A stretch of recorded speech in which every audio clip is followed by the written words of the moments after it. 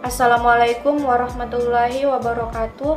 Puji syukur kita panjatkan kepada Allah Subhanahu wa Ta'ala atas berkat rahmat dan hidayahnya lah, serta atas nikmat kesehatan dan nikmat iman yang masih sempat kita rasakan hingga saat ini, sehingga kami selaku kelompok 5 dapat menyelesaikan tugas akhir ilmu kewarganegaraan yang berjudul memahami pelaksanaan demokrasi dalam berbagai aspek kehidupan.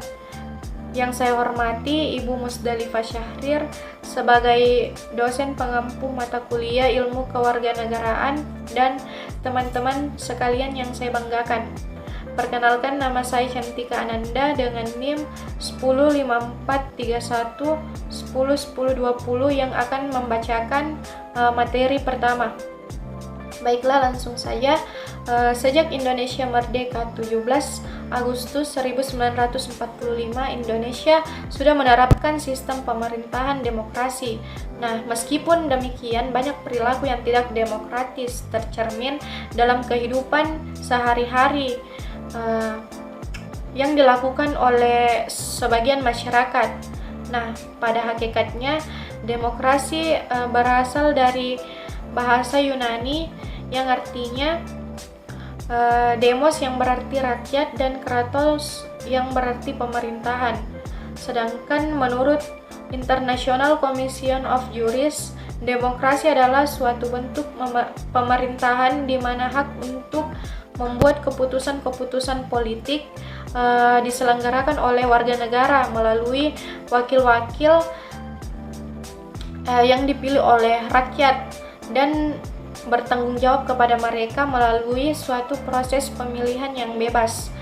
Dalam sistem pemerintahan demokrasi, kekuasaan tertinggi itu berada di tangan rakyat dan segala sesuatu yang dilakukan pemerintahan semata-mata hanya untuk kemakmuran rakyat.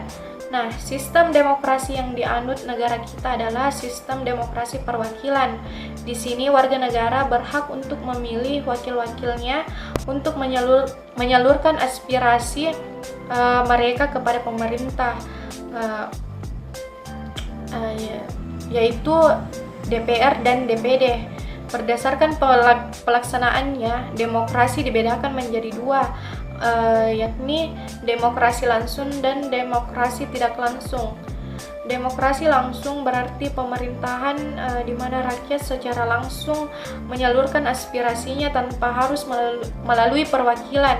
Sedangkan demokrasi tidak langsung atau biasa disebut dengan sistem pemerintahan di mana rakyat memilih wakil-wakil daerah mereka melalui pemilihan umum dan wakil tersebut yang menyalurkan aspirasi mereka kepada pemerintah. Jadi demokrasi ini biasanya dilakukan oleh negara-negara modern seperti Amerika dan Indonesia.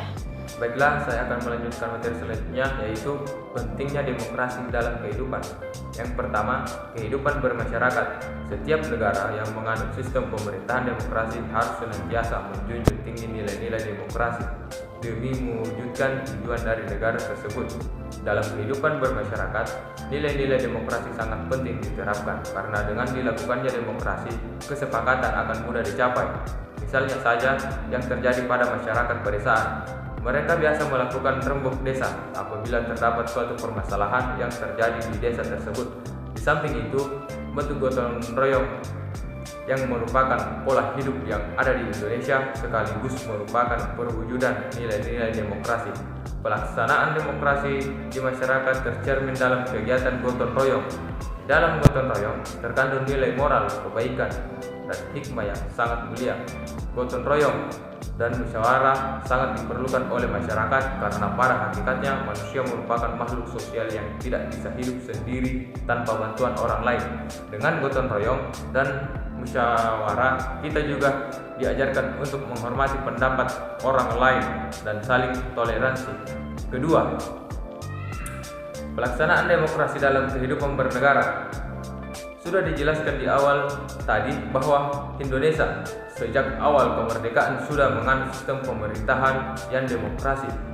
Tapi sejak tahun 1945, sekarang sistem demokrasi yang dilaksanakan tidak sesuai berjalan stabil. Contohnya pada tahun 1949 sampai 1950, sistem pemerintahan demokrasi tidak begitu terlihat karena pada saat itu Indonesia masih terpengaruh oleh penjajahan Belanda. Pelaksanaan demokrasi dalam kehidupan bernegara sangatlah penting karena dengan terselenggaranya pemerintahan yang demokratis maka akan terbentuknya kesejahteraan dan keadilan. Baik, saya akan melanjutkan materi selanjutnya yang ketiga, yaitu pelaksanaan demokrasi dalam kehidupan politik. Pelaksanaan demokrasi dalam kehidupan politik amat sangat penting karena dengan demokrasi keadilan untuk rakyat akan sangat mudah tercapai. Dewasa ini demokrasi dalam bidang politik sudah berjalan di Indonesia. Hal itu terlihat pada saat kita melakukan pemilihan umum untuk memilih jabatan negara seperti presiden dan wakil presiden, DPR dan DPD. Yang keempat yaitu pelaksanaan demokrasi dalam bidang ekonomi. Praktek demokrasi dalam kehidupan ekonomi dapat kita lihat dalam kehidupan sehari-hari, yaitu aktivitas yang dilakukan oleh warga negara melalui suatu wadah atau lembaga-lembaga perekonomian seperti PT, Firman, FC, dan lain-lain. Di Indonesia, landasan perekonomian kita tercantum dalam Undang-Undang Dasar 1945 pasal 1 sampai 5, yaitu ayat 1, perekonomian disusun sebagai usaha bersama berdasarkan atas asas kekeluargaan. Ayat kedua yaitu cabang-cabang demokrasi yang penting bagi negara dan mengenai hajat hidup orang banyak dikuasai oleh negara. Yang ayat ketiga yaitu bumi dan air dan kekayaan yang dikandung di dalamnya dikuasai oleh negara dan pergunaan untuk sebesar-besarnya di kemakmuran rakyat. Ayat keempat yaitu perekonomian nasional diselenggarakan berdasarkan atas demokrasi, ekonomi dan prinsip kebersamaan, efisiensi, keadilan, berkelanjutan, berwawasan lingkungan, kemandirian, serta keseimbangan, kemajuan dan kesatuan ekonomi nasional. Ayat kelima yaitu ketentuan lebih lanjut mengenai pasal-pasal ini diatur oleh undang-undang. Kehidupan demokratis sangat penting diciptakan karena dengan terwujudnya masyarakat yang demokratis, sejahtera, dan keadilan akan dengan mudah terwujud. Dengan pelaksanaan demokrasi dalam setiap aspek kehidupan, maka akan banyak keuntungan dan dampak positif yang akan didapat. Kehidupan yang demokratis harus ditanamkan sejak dini dan dari keluarga, lalu ke sekolah, kemudian ke masyarakat. Sekian presentasi dari kelompok kami. Lebih dan kurangnya mohon dimaafkan. Assalamualaikum warahmatullahi wabarakatuh.